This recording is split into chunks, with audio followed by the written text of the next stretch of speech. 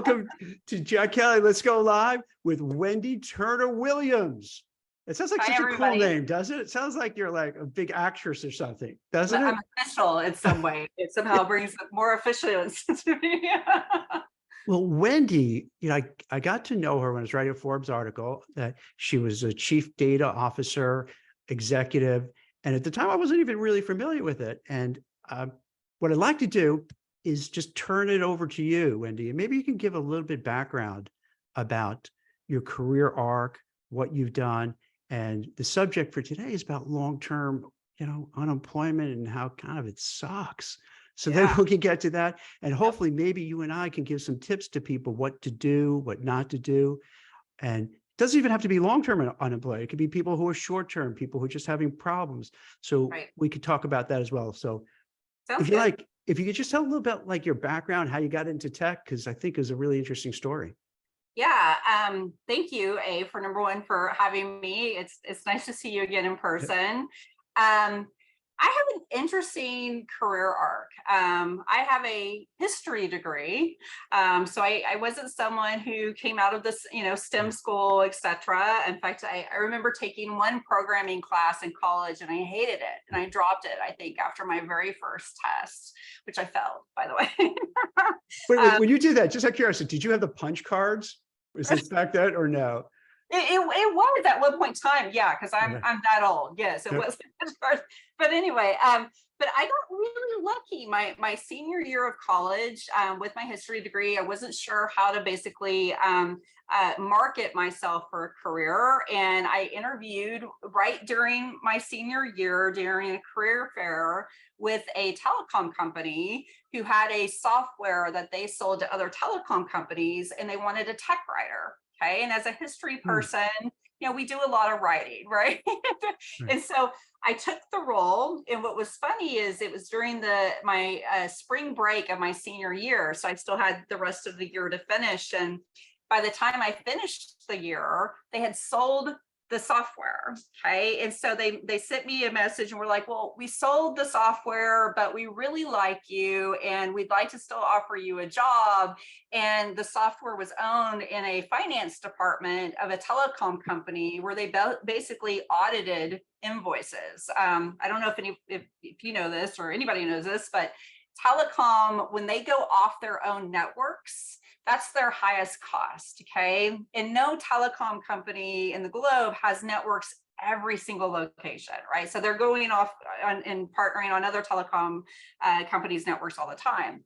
And so they offered me a job as an auditor. And I came in and I took the role. And within, I think, the first 6 months, I started basically having a relationship with our IT department who supported us because we would have issues with the software, right? We would have issues with the application.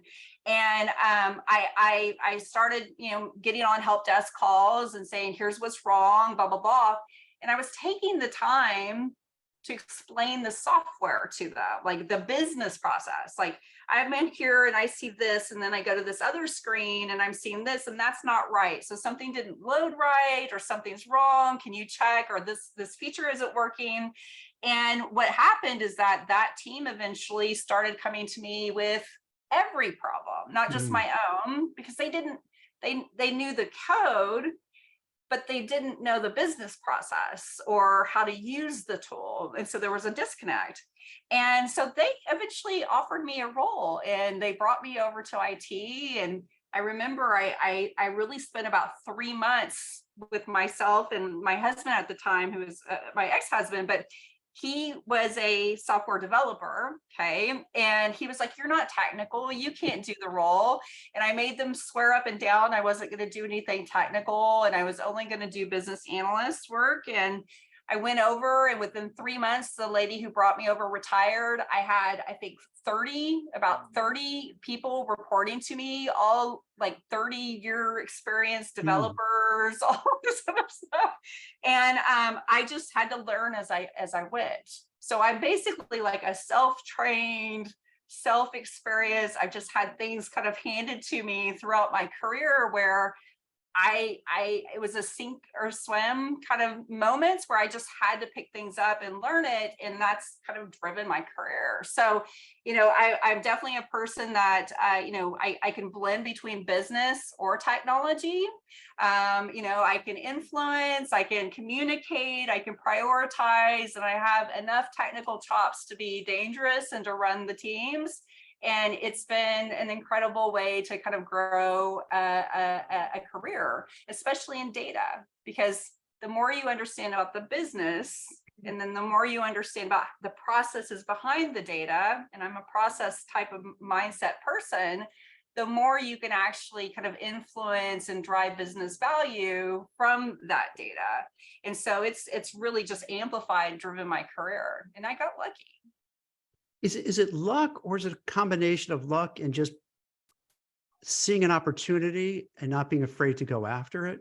Whereas maybe you could have been, well, I'm not a techie. I didn't go to Stanford or MIT, but Yeah. saying, you know what? Hey, let me see. I'm going to go there and I'm going to do a good job, and I'm going to be personable. Because it sounds like the kind of role you had was that you'd be that intermediary between the tech Yep. people and the business people and That's what they others. wanted initially. Yeah. And you needed a personality, and I don't want to disparage any like software engineers or developers, but like by doing a podcast with the blind ambition, knowing those folks, a lot of those software engineers between us, They'll have the they personality. they Yeah. could Yeah. use somebody who has a personality like you, who could Yep. could kind of get it all done and kind of, so maybe it's you make your own breaks, right? Like you make It your own is. things It is. happen.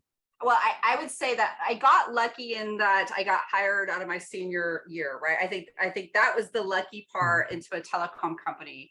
I think since then, I tend to be a person who I recognize where there's potential opportunities.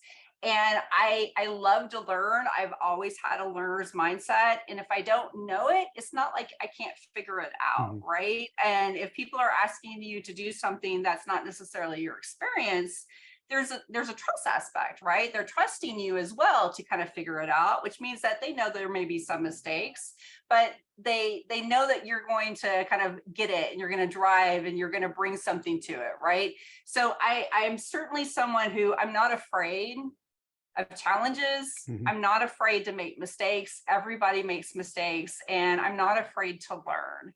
And that has been something that I've used over and over and over throughout my career. And it's helped me to become a very, very well-rounded person, in regards to the types of roles that I can do, the types of initiatives, the types of projects, who I can influence, even dealing with customers or lots of other things. It's just, it helps you to basically, extend, right? And keep extending and keep extending. And so you work for some pretty high profile companies, right? Yeah. Tableau, Salesforce, Microsoft. Yeah. Mhm. Microsoft. And these are some real serious players. And Yeah. from a history degree from what, Oklahoma, if I remember, is that Yes. Oklahoma State. so? Right. So that's for people who are like, hey, how do I get into tech or even any industry that they feel like, it's gonna be hard. It's Yeah. not. I mean, it might be hard, but not impossible. And you could do it. It's yeah, no, it's totally not impossible. I think people can do what they want to do Mhm. if they set their mind to doing it, right? It's about persistence. And it's about having grit, right? If you want to get into an industry, take some classes. Look at your network, Mhm. right? Who networks are so incredibly important. Like I'm a huge fan of networks, and I'm a huge fan of communities. Okay. You can Your networks are people that can advocate for you, who can open doors for you, who can, help you to learn something or give you an experience, if you reach out and learn to leverage your network, right? And to build a relationship. Your network's not going to do it if they don't know that you have an interest, right? Or some of them may not do it because maybe they're busy or whatever. Go to the next person, right? So it's all about doors, right? Create your own doors. There's always doors. Maybe people don't realize there's a door there, but you do, and you see it. Find a way in, right? And whether it's shifting to another team, taking a couple of classes, approaching someone that maybe most people are afraid to approach. That's been one of the things that, for me, I think that has really separated my career. And frankly, it's what shifted me from being like a mid-management person into a C-suite type of person, is the fact that I'm not afraid to approach people. Even, the CEO or the whoever, and I'm a senior PM, or I'm a junior PM, most people would find this odd, but the higher you go, the more intimidating a lot of people find you. Okay.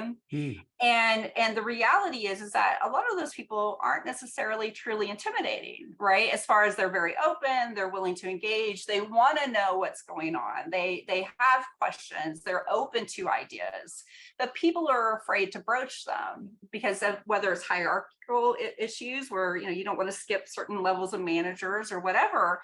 But I have found that the more you are of being a truth teller, and the more you're willing to take risk around, just exposing an idea or a thought or whatever, the more people actually look at you as that's something different. And I would like to put them in a new role, or I want to create something for them. The last 5 roles I have had in my career were made for me. They weren't positions that were posted. They weren't positions that even existed. They were positions that people made for me out of conversations that we had, or me broaching them saying, you need blah, blah, blah, blah, blah. And maybe it took a few weeks for that to sink in, but I kept applying why it matters to them and how it helps them, et cetera, and why you need it. And they just made the roles for me. That's interesting. Is that internally or externally with other companies? It's both. Right? Yep. So like my role for example, when I decided to leave Microsoft, my dad had died. Okay. So my dad had passed away, and I went through the whole, what am I doing with my life? What do I want people to remember me as? And I'd spent a long time at Microsoft and decided I wanted to do something different.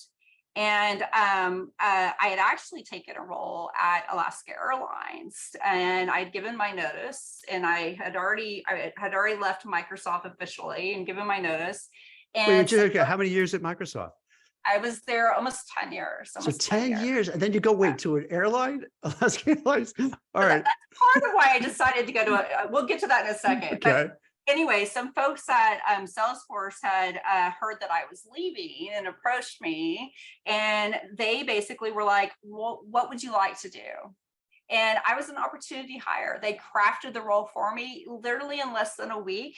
They posted a role, got me through a round of loops, and got me an offer. And I literally told Alaska the day before I was supposed to start that I wasn't going to start. But the point was that this was all about networking.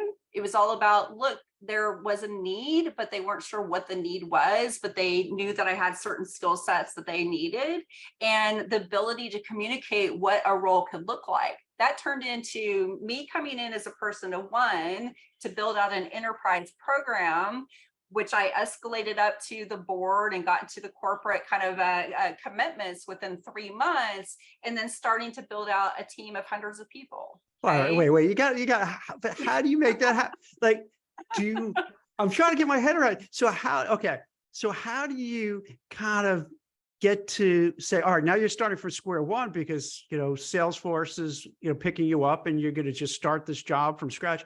Like, how do you get their attention, people's attention, for people watching it now and then watching it replay, to kind of get, ingratiate? Is it like, you just have to schmooze with people, network with people, just be great at your job, be a self-promoter? Like, what do you bribe people? A bit of all 3. No bribing. I'm not a briber. And I'm not a schmoozer, which is the funny thing. I'm a good networker, but I network with purpose, right? Like, again, like I'm a data person. And so I have to know how things relate, and I have to know who's consuming what, how that's consumed from other teams. And data is really political, if you don't know this. Anyone working as a chief data officer or chief data AI officer type of role, it's one of the most political roles of all the C-suites because we own nothing, but we enable everything. Okay, we don't own the business strategy, we don't own finance, we don't own marketing, we don't own etc. And it's their applications producing data, and our job is to give them data and intelligence back for them to make decisions. So we're this enablement function across, working against many, many different priorities, many, many different consumers, where frankly, their business processes often are causing data problems or have gaps in them that are leading to the intelligence issues. So we have to influence that without the ability to control it. And so I've become very, very good at, what do I say, influence, right, without authority, with looking at big pictures of how things work across companies and organizations, understanding how one group or one organization's work ties to another's organization's work, and then another organization's work, like concentric circles, and how to basically influence within those circles for certain behaviors. You're going to have people who get things right and are like, I get it, yes, let's change this. And you're going to have others who are like, screw you, I'm not changing anything, this isn't a priority, I don't really care that it impacts downstream teams. And you've got to figure out how to drive the right change of behavior. And you may need to go up, you may need to go across, you may need to go down and from above, all these different angles, and you have to figure out how to do it.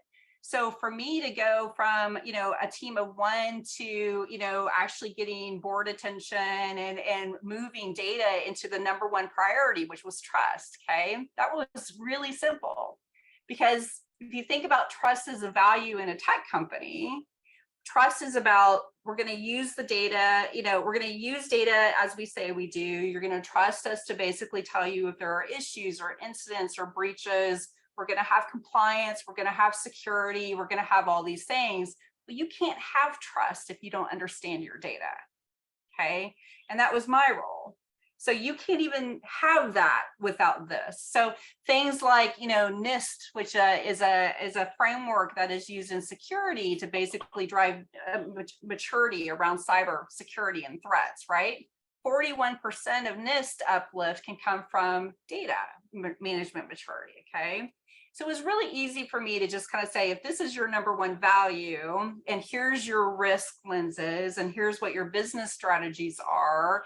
And at the time, GDPR and privacy was a huge concern. You can't have GDPR readiness or say you're privacy compliant if you don't understand what's in your data and how it's being used, okay?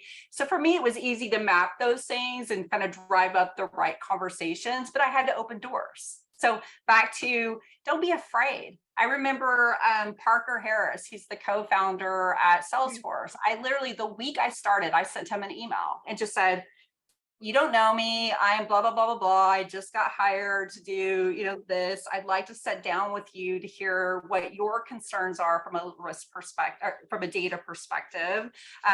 What keeps you up at night, so I can make sure as I'm walking through this and as I'm learning, I'm keeping these. I just started sending emails and figuring out, looking at the org chart, who's who, who's important, who's in finance, who's product legal, wait, who's on the risk management team, who's on the, I use org charts. That's like something I always have open, always, always, always, always. And I walk and I meet with someone, I'm like, oh, they sat here and they're focused on this, and they tie to this person here, and I need to connect those dots, or what they're saying compared to the big impact and big initiative doesn't quite align. Who do they work with?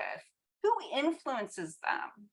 So that I can get in and plant a bug, right? Or say, wait, how do I need, anyway, I use all those levers. So if I understood it correctly, and it sounds like maybe this is you could replicate it for other, for people to do, that there's some folks who put their head down and just grind and do their job, and that's it. And they don't get noticed, and they could do a great job. But like, no one knows what they're doing. No one knows who you are. And then lots of bosses take the credit anyway. So then you're lost. So what you're doing so I think I'm understanding when you said initially about intentionally. So you're intentionally saying, okay, I'm a chief data officer, so I have all the data. So that's something important. Yes, And everybody wants and needs to know about the data within the organization to do their jobs better. that's So right. then you're saying, okay, who can I go to like get on their radar screen? And you're not even asking them to do anything. You're not saying, hey, do this. You just say, hey, here I am. Here's what Yeah, I do. And yeah. here's how I could help. And I don't Help want to put words in you. your mouth, but it I says, want to help you. yeah, here's how I could help you Yeah, because given the data that we have and all the stuff we have here, this could make your life easier. And then, yeah. that co-founder, of Salesforce could be like, oh, I'm going to keep my eyes open for her because like That's she right. seems like she's a go-getter and she could help out. And then I guess you also find other people. So then after a while, you build all these, real relationships, you know what I mean? And Yeah, you're not asking for anything. You're not saying do this. You just want it. You're just offering to help. And that's maybe right. that's the ticket too, right? Like by giving something and saying, hey, I'm just here to help and I want to help you and let's stay in touch. Then they're like, oh, that's pretty cool. Like they're not asking. Usually people are asking, right? If you're going to senior people, I you're want always hitting something them up for from you. something. Yeah, yeah, Now yeah. you're giving them something. So I'm giving. then they remember you like, oh, this person is really smart and really good and really helpful.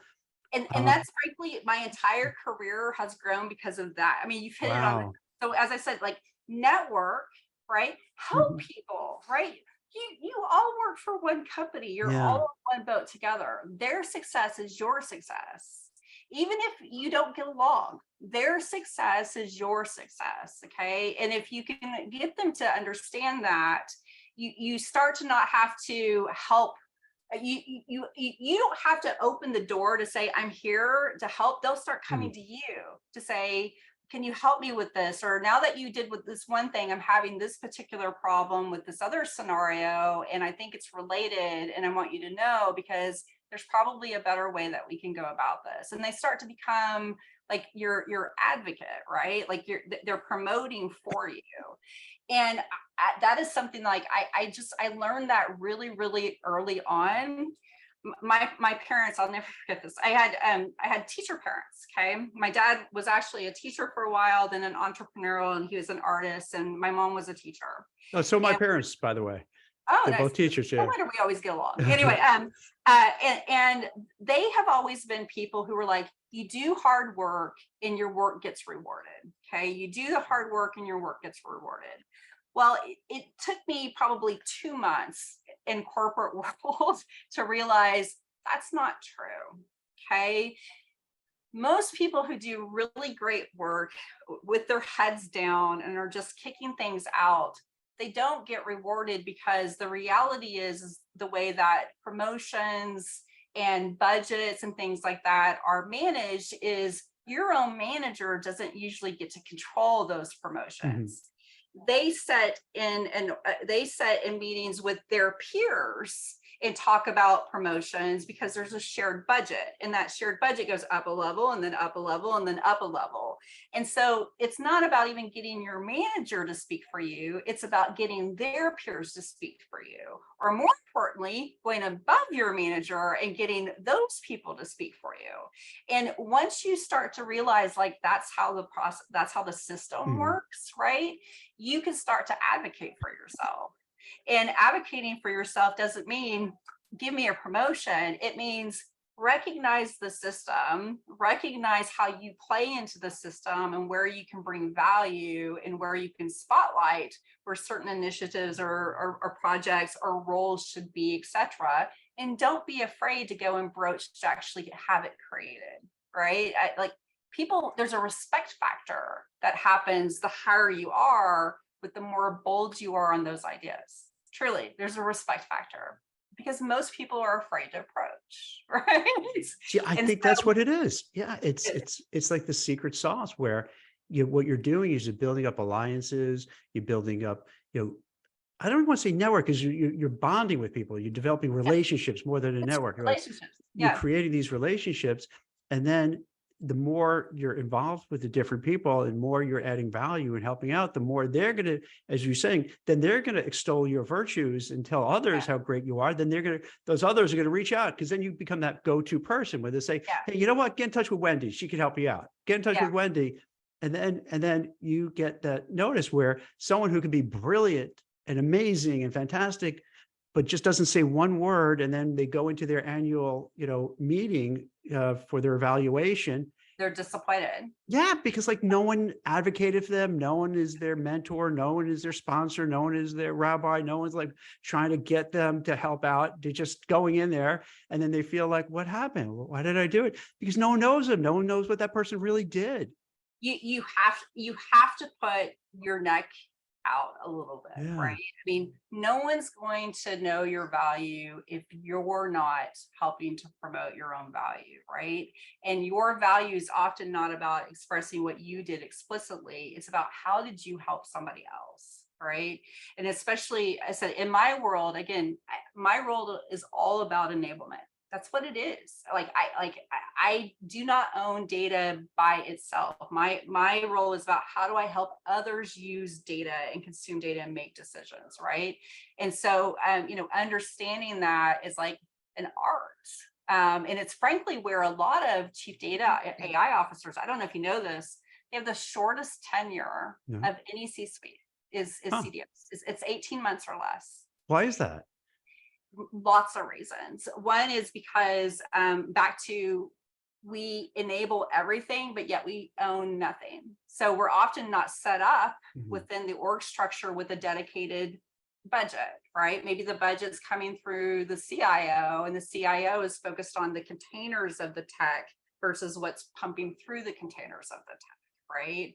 And they're making decisions about what that technology needs to look like without actually understanding the important part, which is what's the information coming out of the tech, because that's what people actually use, right? To actually make decisions. It's not that there's data in here, it's about how do you use that data, right? And so often they make investments in technology that don't meet the business need, right? And it gets misaligned from a prioritization perspective with the data. You've got lots of CDOs who are not sitting at the C-suite table. They're tucked under the CIO, they're tucked under a CTO.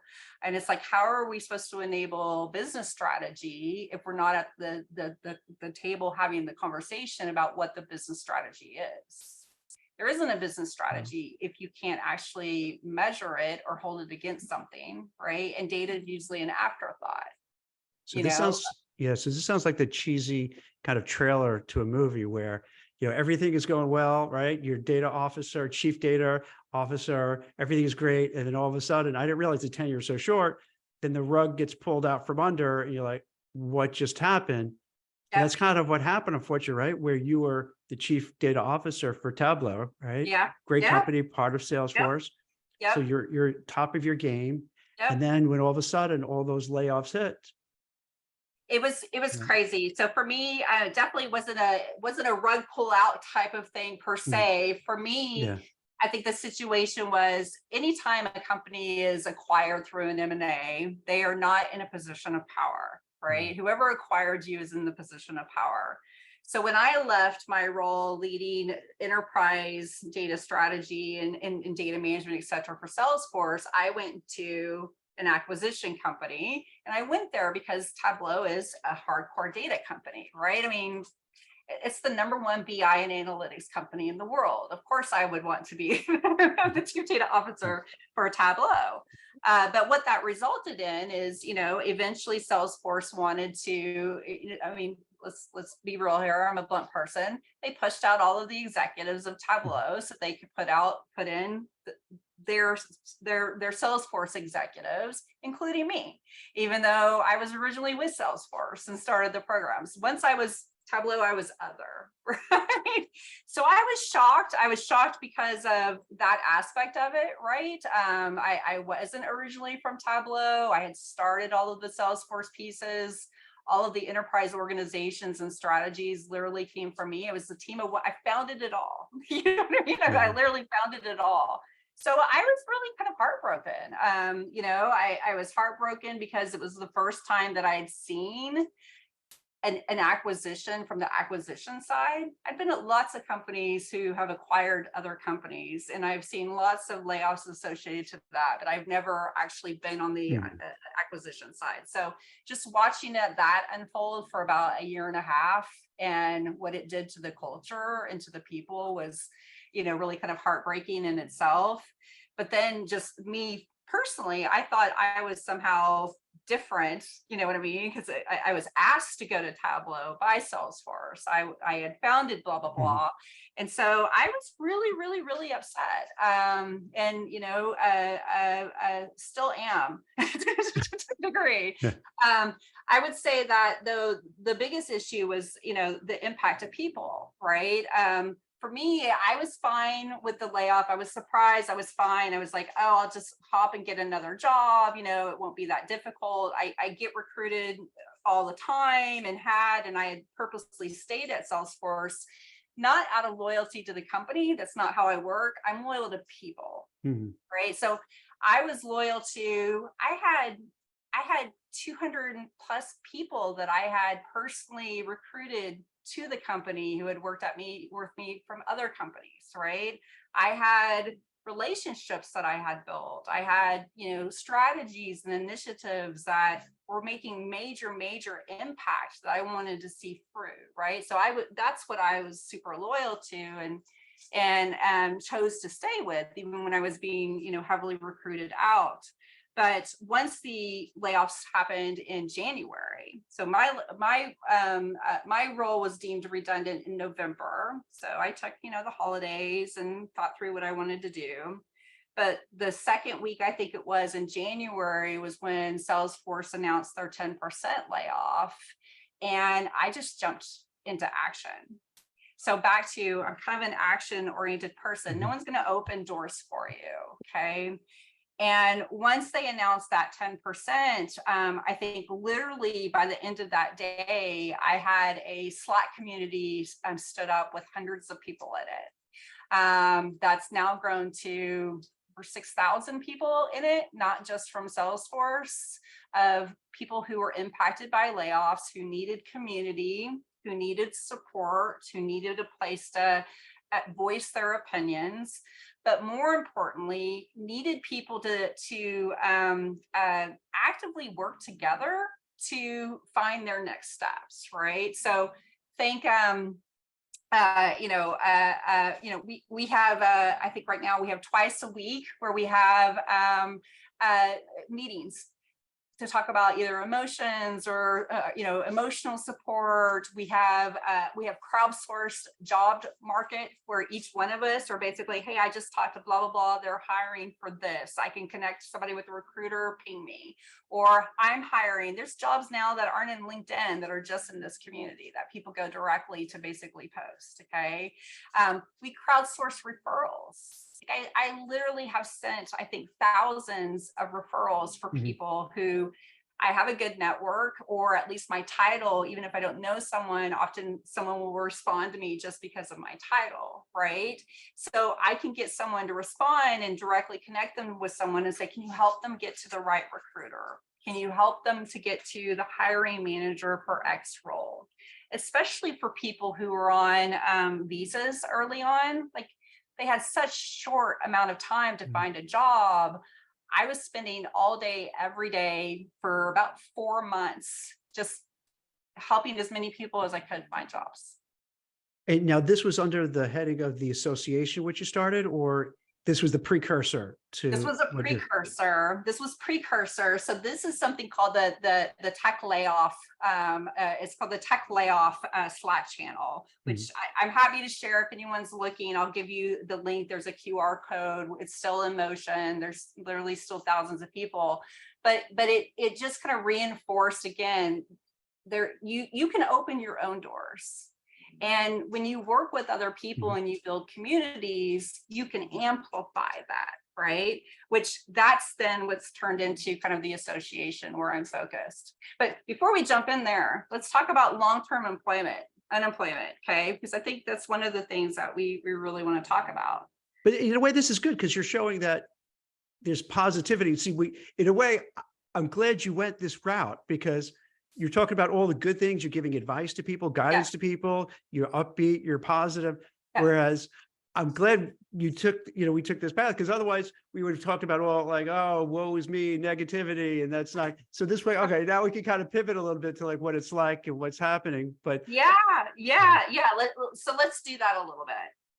I have worked since I'm 15, Mhm. 15 years old. Okay. I've always worked. I've been laid off one other time in my career. I was laid off when I first joined Microsoft.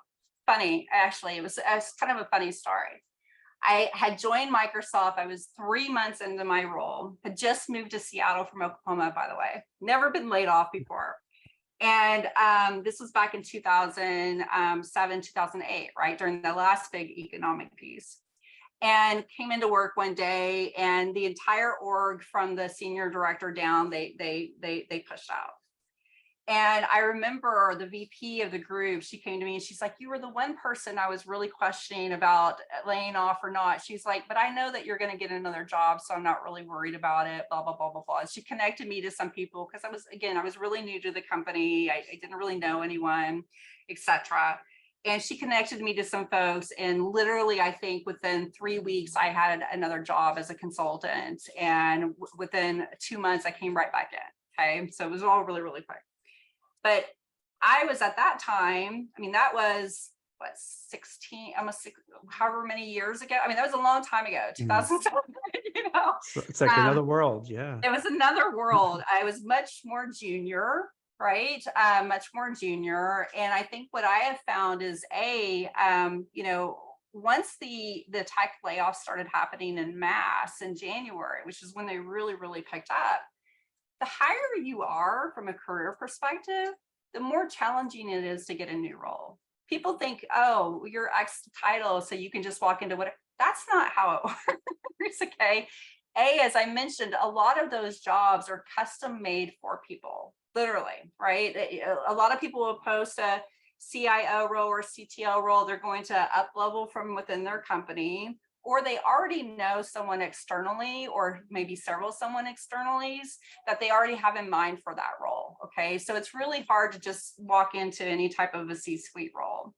But especially when the economy is difficult, and we've already talked about data is Mhm. always an afterthought, the discipline that I work in is one of the last C-suites that companies hire. Okay. In fact, there's a lot of companies that don't even have CDOs, okay, at all. And that's because data is always an afterthought. Once they get big enough from an organization perspective, and they're really starting to kind of shift strategies, then they start thinking kind of data first and what do we need to do with data? And it takes a while. So it's already something that's like, it's like a drip of a Mhm. pipeline that when the economy is slow, it's even more of a drip. And what I have personally found is that because I have worked at a lot of the companies that I have, right, at Microsoft and at Salesforce and at Tableau, I mean, I've worked at some of the top tech companies in the world that are the most known for data as their most senior data person. And that has, frankly, what do I want to say?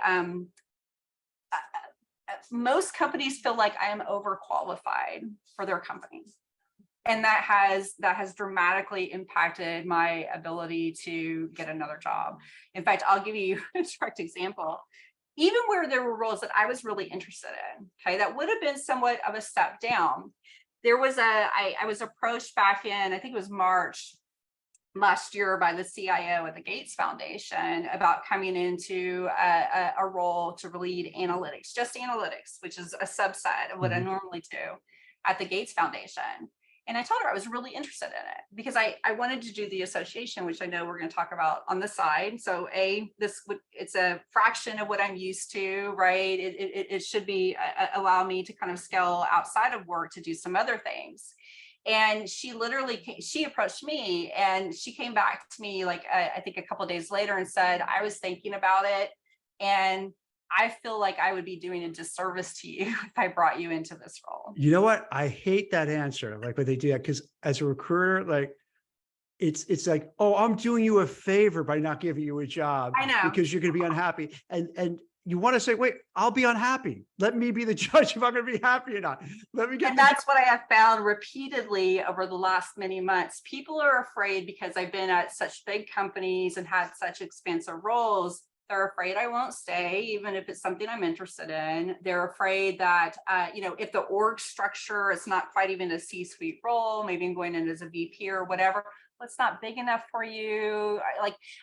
And I get it, right? People are expensive to hire and people are expensive to Yeah. train. So I understand it, but when you're looking for a job and you have every qualification plus, like you said, it's like, let me decide that versus, especially when you approach me about it, let me decide that versus the other way around. See, that's It, so frustrating, right? Because like I see this happen all the time for years, is that you go and interview and you're highly experienced, but yeah, you really want and need a job, or you really like this job. And then yeah, you're met with skepticism, like, why, Jack, why are you looking for this job? yeah, What's wrong? yeah. Then they're going to make these biases and prejudice. We always like hear about prejudices and discrimination, but there are a lot of discriminations and things you wouldn't even think of. So I don't even know how you calculate this one. It's where they're saying, something is wrong, Jack. Why are you going to go and now not be a chief data officer? You're going to be like doing analysis. Something's up. Right, And right. when it's a hot market, it doesn't matter. When a hot market, it's cool. But when it's That's a right. But when not it's a a hot cold market, market, it's not, then exactly. then So it's tough. it's been incredibly difficult. I mean, for me, my husband had been a stay-at-home dad for 18 years. So he didn't do the career Right. thing so that he could stay home. I've got 4 girls all together, so that he could stay home and He got a do. tough job. He did. Yes, lots of estrogen in this house. But he stayed home so that I could really focus on career. And, it's been incredibly hard. I was promoted up into the C-suite, which means that when that happens in companies, you don't get the opportunity to negotiate like a new contract, right? In regards to golden parachutes or whatever. When I first came into Salesforce, I came in at a senior director. And then within 3 years, I flipped from Mhm. senior VP to C-suite. Okay, 3 years. Okay, all by the way, out of cycle promos. I didn't have there's no performance issue related to my riff. It was purely acquisition. They just exited all of C-suite, Mm. etc. And so I didn't get the opportunity to negotiate any type of golden parachutes or anything like that. We also, during COVID, we had decided to move, and I sold like a big most of my stock to go down towards house. I don't know if you guys know how expensive the Seattle area is, but Seattle is one of the most expensive places in the US to live. In fact, Issaquah and some of the other areas right next to me are actually more expensive than New York City to live. Really? Yes. Wow. And so I sold a bunch of stock to go down towards our forever home. And then when the layoff hit, it's just like crap, I wasn't prepared. I'm the only income for my family. I what should have been my safety net and stock. We had, I'd gone towards a house, and it's been incredibly hard. My mother, who is 71, as I mentioned, my dad passed away. My mom moved in with us, so she sold our family property in Oklahoma like last year in March. No, yeah, last year in March, and moved in with us about 6 months before my layoff happened because, we could take care of her. I had a good income, all of that good stuff. We've been having to tap into my mom's basically retirement just to keep us afloat. I'm behind on everything. And I'm And can like, I just say, I gotta respect you for being so yeah, honest and yeah, transparent, because most people wouldn't want to talk about it. They don't feel uncomfortable, but I give you yeah. credit because like not many people would be so open as you Well, are. it's not an easy thing to talk about because it's embarrassing to a Mhm. degree, right? Like I said, I mean, I've had lots of sob times for sure. So I'm not always beat about it, but it's like, how have I gotten to a point where I've had these titles and I've had this success and I'm at this age, and like I was so unprepared. But then I'm like, I've got 4 kids. Had 2 that were in college. They all had cars. I've got 6 cell phones I pay for. I have, X amount of insurance. I have, this, and this. And when it's not a dual income, right? Everything's Mhm. coming, out of our own. And, it is what it is. But like my mom has said, she's had to majorly help. It's caused huge dents in our relationship just because it scares her to tap into her long-term retirement. And she's of that generation where literally the week that I got laid off, my mom, I remember going downstairs and I wasn't, I think I moped around for about a week. Okay. And I went downstairs and my mom's like, why aren't you dressed? And I'm like, what do you mean? Why aren't I dressed? She's like, you need to go out and why don't you get in a suit and go out and start passing out your resume? And I'm like, pass out my resume? What are you talking? I mean, she's like, still like, you go and walk downtown and go And to also school. she was a teacher for what you said. So like, she doesn't even know the business world. Because I just, No, like I said, my parents were teachers too. So they never really understand the private sector. They don't no, really, they just no. think it's easy. Oh yeah, go and, like I remember I was starting out like my career. Oh, just do this. I'm like, it's not so easy. So she doesn't understand anything in regards to, it could take months to go through an interview cycle before you get a role, right? Applications are online and you network and you have pre-calls. And so we got into an argument because I was not pounding the sidewalk literally in our small town passing out resumes. Okay. So like the amount of tension over the last year has just grown and grown and grown and grown. My husband, and hopefully I won't get upset about this. My husband, as I said, he has been a stay-at-home dad for 18 years. He is a blue collar guy. He didn't go to college. He's never had some great job, etc. And that was fine, for me. So he has gone and gotten a job and he's making like minimum wage.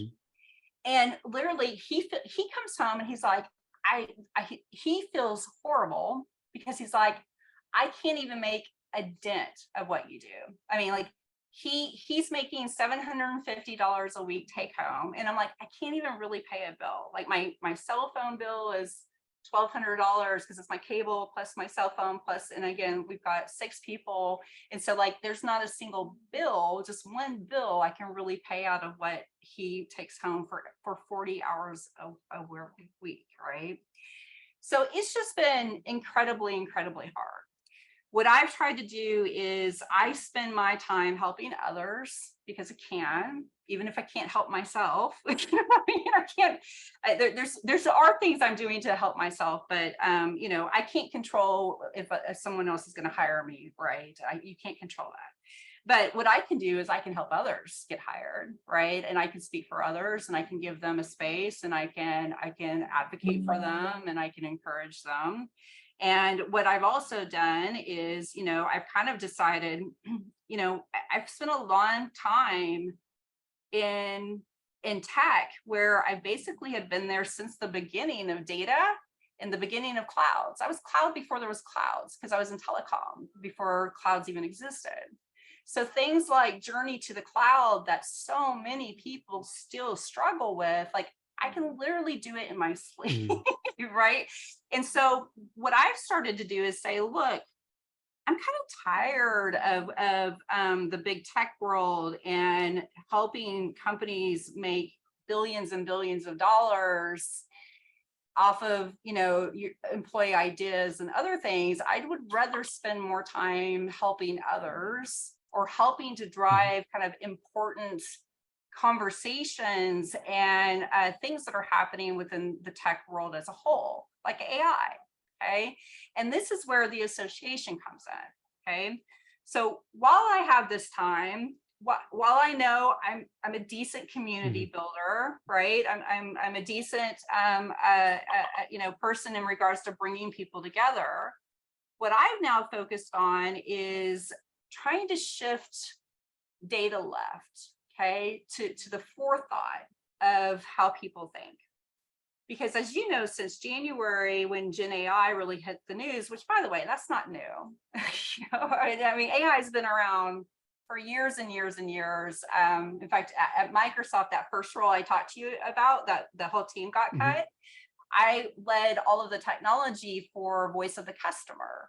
And what we built was AI and ML models that were basically scraping sentiment to basically give product guidance back to the products in regards to what customers thought. Okay. And that was 16, 17 years ago. Okay. but what I want to do is there's a lot of silos that happen in companies. Okay. And it's for various reasons. We talked about politics. Every company has politics. But a lot of times the silos happen just because people get so focused, as you said, with their heads down on what they do, they don't look up and they don't realize how what they do impacts someone below, downstream from them, right? Or correlates to them. And if you think about AI and you think about the conversations around ethical or quality AI that everyone's trying to have, there's no way to do that from a regulation perspective, okay? And all you have to do is look at GDPR, which is, a privacy law, or CCPA. There's like 130 plus privacy laws around the globe right now, and every one of them are slightly different, okay? All you got to do is look at those, or look at the social media debacles that have happened on the Hill around social media and January 7th and politics, or a depression with teenagers or others, to understand that regulators do not understand modern technology, and that clouds are a service, and they don't own the data. Their customers own the data, and the clouds provide them tools that they can either use or not use, okay? So when it comes to ethical and quality AI, the people who really, really matter are the people that have their hands on the keyboards. And that's the people that are working in the fields of AI, data, ethics, privacy, robotics, and security, okay? The people that are in those fields are the ones on the data, in the companies, they own the models, they own the governance and policy, they own the quality, they own the security, they own the risk, okay? Those people are not focused on enough, okay? And when it comes to regulations, you have a lot of regulators who spin out laws that frankly are not clear in regards to how do you technically implement this. And so again, I've worked at some of the best tech companies in the world. In fact, I led a lot of GDPR readiness at Microsoft from the controller perspective, and then I led it for product at Salesforce, okay, including for security and everyone else. Every single company has taken these regulations and puts their attorneys on it to do their own interpretation of what the law means. And then they go to outside counsel to get backing for their interpretation of the law, okay? None of them interpret it the same way because the policies are not clear as far as how do you actually implement it, okay? And so what happens is there's this kind of disconnect that happens between the regulators, the legal policymakers within the companies, and then the technicians and the disciplines that work underneath this as far as how you implement. And so what I want to do is I want to reduce the silos that happen between those fields, okay? Like I'll give you an example.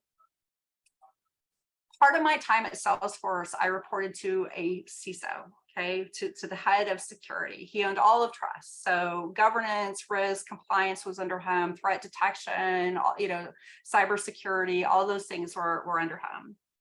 And it was really eye-opening for me because we're kind of like opposite sides of a coin, right? My job is to help anyone get the information that they need. And their job is to put information in a closet until all of the risks are deemed okay. Okay. So we're kind of like two different sides. But it was eye-opening to me really, really quickly that if they didn't, that even things like classifications of data in regards to access around what's public or what's confidential, etc., you can write those in a policy and you can apply them as a label to data, but you're just going through the exercise of writing it in a policy like a check of a paper and applying it to data without actually understanding what is in the data and who actually uses it and for what. And so there was this whole disconnect between I'm trying to protect something that I actually don't even understand because I'm not in the data itself, okay? And so, things like, reporting around SLAs for patching of hardware so Yeah, that you meet. what's an SLA? An Sorry. SLA is a service level agreement. So Okay. it's kind of like everyone should be within 99% time of patching. If you know there is a patch, you should deploy it very, very quickly, not wait a month, right, to deploy something, you name it. But if you think about things like, patching, etc., they want flat numbers saying everything's at 99% patched, when the reality is some things may not need to be patched based on a priority. There could be prioritizations because maybe it's a sandbox that has stagnant data, that's all low risk data, that's just usage, that has no PII, no financials, no anything. And so the more we could bring from a data perspective to them to actually understand what it is they're trying to protect, the more effective they are, the more prioritized they are, and the more they can actually, effectively target their resources or their controls and other things too. Same thing for the privacy teams, right? I would be in constant conversations with privacy legal on, say, they contact me to say, we've got a contract with a customer, and the customer wants there to be explicitly say that there's no exhaust, there's nothing that we're tracking. And I would say something like, well, look, we can't track nothing, because even something like IP address and connections, we need that IP because that's how we do threat detection. And that helps to ensure trust for the company and for that particular customer. And so we can say we won't track, XYZ things, but that in particular, we have to run our own business. Okay. So that's what I'm saying. Like, there's silos between knowledge, okay, about how you protect data, or how you put policies around data, or how you manage risk, in which people don't understand the data itself. And So so the so point what of the association is to basically create a safe, trusted environment where anyone working in these fields, regardless of your level, so you don't have to be a C-suite, can come together and do knowledge shares, can have community, can basically have job marketplaces that are targeted for these particular disciplines, who can find education and certification for these disciplines. But more importantly, we want to basically create the voice of the experts. Okay, because again, it's these people who control. and how big would this be? Would it be, privacy, ethics, AI regulation, data? Does it Hundreds of thousands. compliance, You're talking regulatory matters, legal all of matters? all of that. So you're talking hundreds of thousands of people that could potentially be in the association long term. In fact, there's a forum called the International Association of Privacy Professionals. It's kind of not, they're not going as broad as we do, but they focus explicitly on privacy. And I think they've got 50,000 members across the globe, because privacy's been such a huge, focus. But I'm like, to get ethical quality AI, that's far beyond privacy. That starts to get into ethics, which is a philosophy versus a Yeah. math equation. So it's a lot. So it's like you're peeling back the onion, and there's just so much there. And I'm curious what you think of this. I was talking to a friend of mine yesterday during the Giants game, and where he's very knowledgeable of cybersecurity, and his thoughts is that there's going to end up being lots of huge class action lawsuits, because all the information we're taking from, ChatGPT and others, Yep. like, they didn't give approval to use all their stuff. So eventually there's going to be some shakeout saying, wait a minute, you've been using all that stuff for free. Basically, you've been stealing it, and now we want to be compensated for it. Yeah. So I'd imagine the whole game is going to change, where The game is going to lawsuits, right? massively change. And then you probably have to pay like $20, $30 a month to use it to make up for the lawsuits that these, right? And so it's like a lot of things are going to happen, right? It's going to be interesting to watch how it rolls out, but your friend is right on. Right now, there's 101 plus AI regulations that are in motion across the globe. So that's on top of the 130 something plus privacy regulations, again, which all have to be implemented in the data life cycles themselves, right? You also have, like he's mentioning, you've got copyright concerns, which were never a concern before, because the way that it was handled before was because there wasn't a generative kind of aspect. It was just, you're an individual scraping, and it's up to you to go and basically say, who quote who this came from. But now you have tools that are scraping, and they're scraping entire copyrighted material. I mean, think about like the George R.R. Martin, right? The Game of Thrones guy. He's now sued several companies because they're breaking his copyright policies through generative AI. Because they're not saying who it's from, they're not paying him anything. They're not even saying who it's from, you name it. So there's going to be legal suits related to this for years and years and years that are going to go up to the Supreme Court. You've got bias concerns as well, okay?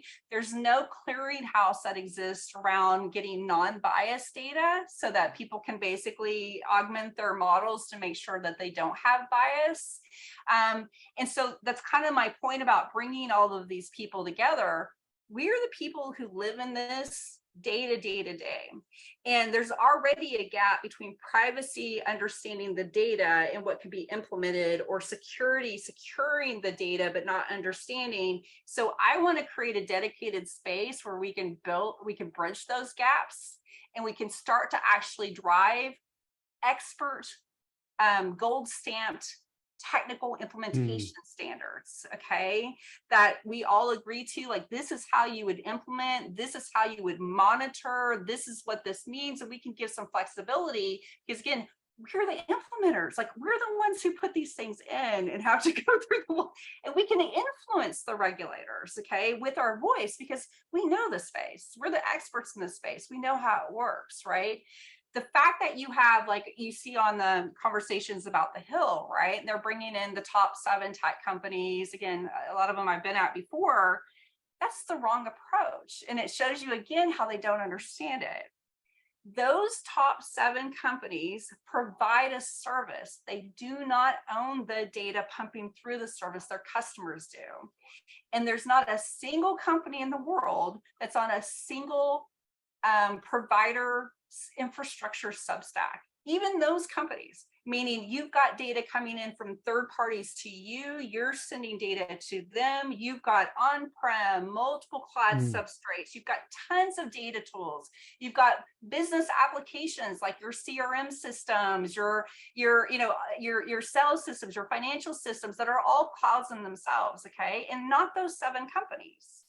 Data is way more complex than the regulatory folks understand. And those 7 cannot implement ethical AI. All they can do is give tools to help others. But who can is the people with the keyboards. Okay. Yeah, what's really interesting, just to interject a second, is that hearing you talk about it, you come across so passionate and so like jazzed. And maybe that's another thing for people who are listening and watching this, is that maybe you don't have to necessarily work at another organization, another, big tech company or whatever it might be. Make your maybe, own door. Yeah, maybe for some people who, have the, strong stomach to do this, to say, hey, you know what? F this, it's like all this stuff over there. You know what? Let me do my own thing. And if I fail, I fail on my own, not because someone let me go. And if I succeed, this is my baby and I'm going to work and build it. So do you think for people, who are out there, who just are linear and saying, hey, I'm just going to be, working in a corporation because that's what I'm supposed to do. That's what that's like what you're told to do. And maybe there comes a time where you're like, wait, this sucks. This is not really good for me. It's not helping me out. I have to do something on my own. It sounds like it sounds like you're kind of veering in that direction to say, you know what, let me do something on my own and make this happen. I'm not going to be dependent on, the whims of acquisition or what have you. Yeah, no, I think back to create your own doors, right? there's lots of ways to Right. write your own story. Okay. And you can write your story within, a room that Yeah. exists, or you can build your own house, right? It really is a personal decision. But like for me, I'm still looking for jobs and doing this Well, that makes because, sense. You hedge your bets. I think that's a good for people who are who are in this situation. You want to yeah, hedge it because you don't know. So even if you're currently employed too, think about it. Doesn't hurt to kind of do your best at your job to keep your job, but then yeah, also look for another job just in case anything yeah. happens, because that's the market we're in now. It's very, very shaky, especially Well, for it's white also collar professionals. totally, it's also what do you love, right? I mean, Yeah. we all have passions, right? I love my job. And even in the corporate world, I love what I do. What I love is I love bringing knowledge. And it can be in anything, whether it's true data or just talking about something you saw and what that meant and how it correlates. I love to open eyes and bring knowledge, and I love to build communities. That's essentially what I love to do. And there's many, many, many ways to do that. Okay.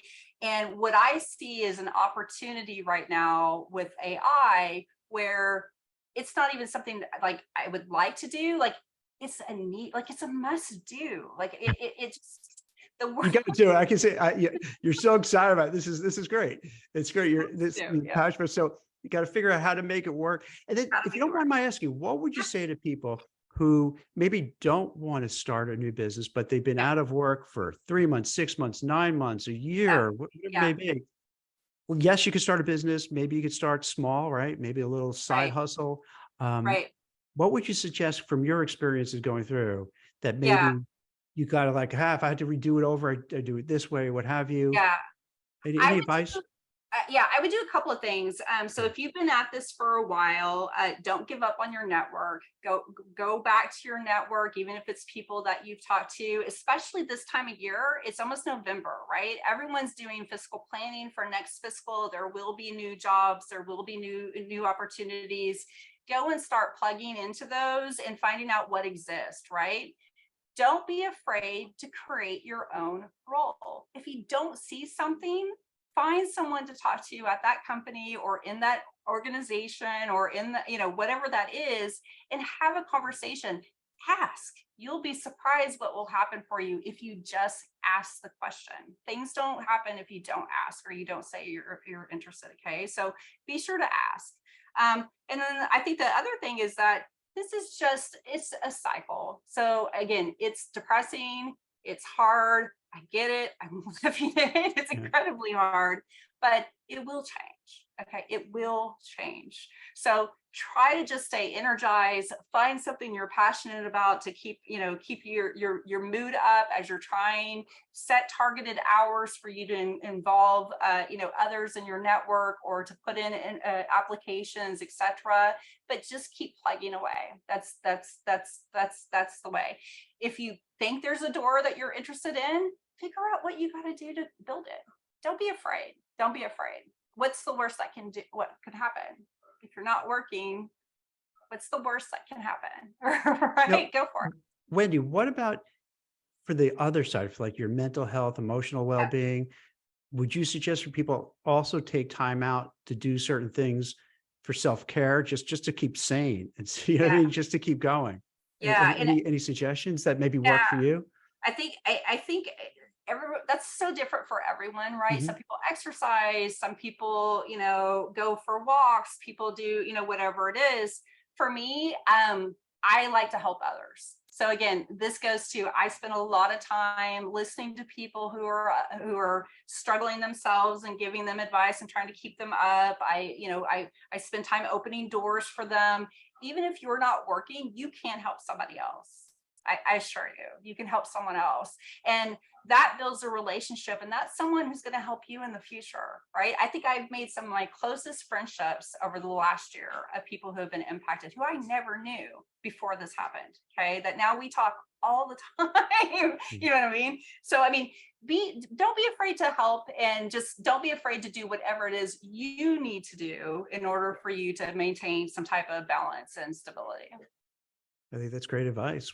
Well, for people who want to find you, find the association, where should they look? What kind of sites, what are Yeah. the So sites you to go can to? go, yeah. So we have a business page on LinkedIn. So you can find it if you want to go to my name, you can find it, you can message me, but it's TheAssociation.AI. That's our website as well, .ai instead of .com. And anyone can join. It doesn't cost you anything. There's zero risk. I've got a team of about 50 people now working together to build this out, and we're going to make a dent. We're going to change how these type of regulations and these type of really complex issues related to tech going forward. So I'm super excited about it. It's time we take a little bit more power into our own hands. Well, this is great. I'm so glad you came to the show, and I appreciate so much how you're just transparent and open and honest. And I can't stress that enough, because what I've seen over the years, when people, it's basically, I see with guys, they do this a lot. They pull Yeah. back from society, like let's say they lose their Yeah. job.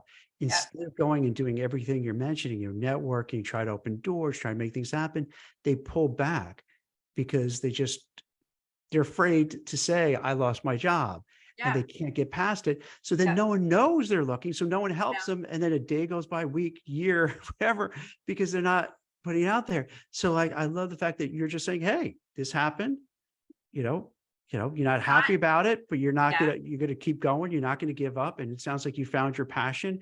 And now it's just how I can monetize this and make it happen for someone Yeah. else to be there. But you just can't kind of give up, is the bottom line. It You sounds give like up. you got to keep trying, pushing, knocking on doors, kicking Yeah. doors open, getting in front of the right people. Yeah. And eventually I've seen over the years with people from recruiting, eventually kicks, because all you need is that one thing. That's Right. it. You need that Right. one piece of good luck, that one door open, and Right. then all of a sudden everything changes. So That's right. That's right. Well, and back to what you said, it is a lot of time, men. I had people that were impacted that reported to me that didn't want anyone to know that they had been laid off, even their own families. Okay. Because again, you're talking about, especially in the tech world, the big tech world, you're talking about very, very, what do you want to say, type A, mhm, always been successful people, right? It's a huge blow. It's a huge blow. But like you said, these are people, right? People are people. And people, failures happen, bad things happen to us all that we can't control. Even if you had nothing to do with it, remove that, right? And people will help people, and people will understand, and it's not something to be embarrassed about or ashamed about, right? I think that's part of what's wrong with the world is, people have lost the ability to empathize, or they're afraid to share certain things because they're afraid people won't empathize, or sometimes look down upon. That's wrong. You know what I mean? And it would be a much better world if we didn't think that way. You know that's what great. I mean? That's a great way to end it. It is perfect. I really appreciate you taking the time. Everyone, check it out. I got to tell you, you inspired me. I'm serious. I'm going to write some notes, because I have some ideas. Because I know a lot of people in the spaces you're talking about, particularly on the regulatory side and the privacy side and all that. And then, as you can tell by just having these LinkedIn lives and the podcast, I like to help people. Yeah, There's also, like, you feel good about yourself when you help people too. So totally. it has. So I'm gonna come up with some ideas. I'll run it by you and see if you're interested, because I You, think you, this is going you, to be big. yeah, Um, you let me know. And again, okay. there's a lot you can do in the system around tech or any industries that help people more around these type of hiccups, or just around careers in general. You know what Absolutely. I mean? And so we need to do it. Well, thank you so much. Thanks for Of your course. time. And this is great. Of course. Take care. Thank you, Jack. Thanks. Thank You're you. welcome. Bye.